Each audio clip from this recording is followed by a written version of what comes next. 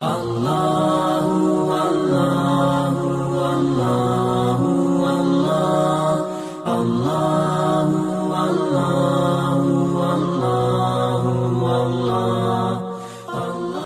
اصول بندگی استاجور کی ہے، تو نبی پاک علیہ الصلوۃ والسلام پر یہ قرآن تھوڑا تھوڑا نازل کیا گیا، لیکن دیکھنے کی بات یہ ہے کہ باقی آسمانی کتابیں جو یک مشت آئیں اور لکھی ہوئی آئیں، ان میں تبدیلیاں کی گئیں، ان میں الحاقات کیے گئے، ان سے بیچ میں سے آیات نکالی گئیں، مگر واہ قرآن مجید تیری عظمتوں میں قربان کہ تو آسمانی کتاب ہو کر ایک ایسا امتیاز رکھتی ہے، جیسا تیرا رسول صفِ مرسلین میں امتیاز رکھتا ہے، ایسا تو آسمانی کتابوں میں ایک امتیاز رکھتا ہے کہ باوجود اس کے کہ قرآن مجید لکھا ہوا نہیں آیا، اس کے باوجود محفوظ ہے، باوجود اس کے کہ تھوڑا تھوڑا آ کر کے آیا، اس کی کمپیلیشن، اس کی کوڈیفیکیشن، اس کو ترتیب وار جمع کرنا،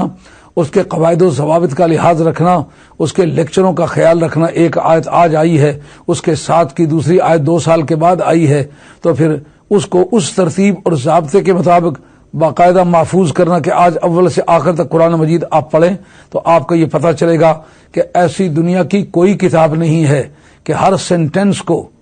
گزرے ہوئے سینٹنس سے باضابطہ تعلق ہو اور آنے والے جملے کے ساتھ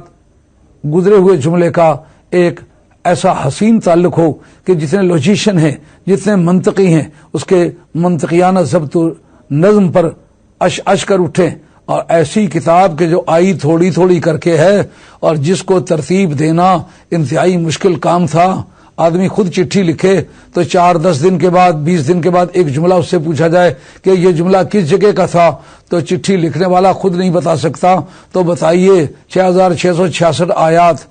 اور 114 صورتیں، 30 پارے، ان میں کی کوئی آیت کس جگہ لکھ لی ہے؟ وہ ذہانت مصطفیٰ، تیری ذہانت پر پروردگار عالم کی عظمت کی سٹیمپ لگی ہوئی ہے کہ اس نے اس طریقے سے محفوظ کیا کہ آج پوری دنیا کے اورینٹلسٹ، پوری دنیا کے مستشرقین جنہوں نے قرآن مجید کے اندر عیب ڈھونڈنے کی کوشش کی، جس نے قریب ہو کر کے مطالعہ کیا، اس کو آخر یہ کہنا پڑا معلومم شد کہ ہیچ معلوم نہ شد۔ اب پتہ چلا کہ کچھ نہیں پتہ چلا۔ جس طرح سمندر میں غوطے کھانے والا اس کی گہرائی کا جائزہ نہیں لے سکتا، اسی طریقے سے قرآن مجید کے اندر غوطے لگانے والا اس کے معانی کی اتھا کو معلوم نہیں کر سکتا۔ اشرقت نفسی بنور من فؤادی